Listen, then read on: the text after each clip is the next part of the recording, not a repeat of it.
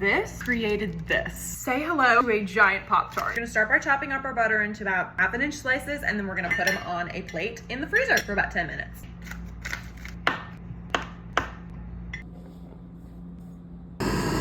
Now we're adding our butter.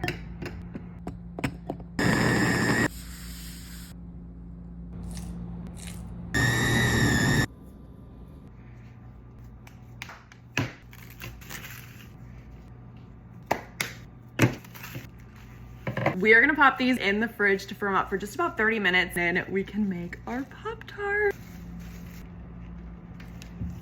11.5 by 9-ish.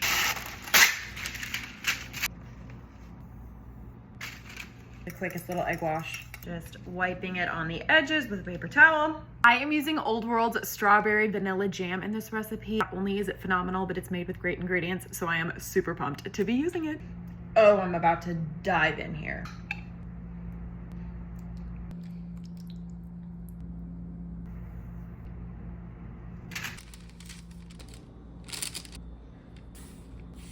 Off to the oven she goes. For the best part.